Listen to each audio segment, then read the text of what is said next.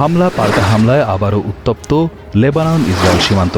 চলমান উত্তেজনার মধ্যেই লেবাননের দক্ষিণ অঞ্চলীয় এলাকায় বিমান হামলা চালিয়েছে ইসরায়েলি সামরিক বাহিনী। হিজবুল্লাহ ছোড়া ২০০ রকেটের জবাবে এই বিমান হামলা চালায় তেল আবিব। আইডিএফের দাবি, লেবাননের সশস্ত্র গোষ্ঠী হিজবুল্লাহর অবস্থান লক্ষ্য করে এই হামলা চালানো হয়েছে। মূলত গাজায় আক্রমণ শুরু করার পর থেকেই একে অপরকে লক্ষ্য করে হিজবুল্লাহ ইসরায়েল হামলা পাল্টা হামলা চলছে।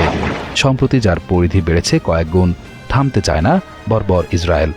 দেশটির প্রধানমন্ত্রীর হুঁশিয়ারি, তেল আবিবের ক্ষতি করা আর মৃত্যুকে ডেকে আনা একই কথা।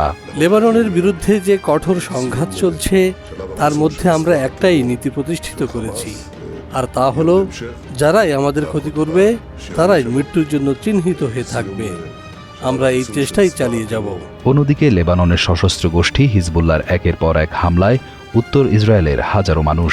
যে কোনো মূল্যে তাদেরকে ঘরে ফিরিয়ে আনতে দৃঢ় প্রত্যয় ইসরায়েলি প্রধানমন্ত্রীর। আমরা জানি এখন অনেক পথ বাকি, কিন্তু উত্তরের নিরাপত্তা ফিরিয়ে আনতে আমরা দৃঢ় প্রতিজ্ঞাবদ্ধ। সেই সাথে নিরাপদে বাসিন্দাদের তাদের ঘরে ফিরিয়ে আনতেও প্রতিজ্ঞাবদ্ধ।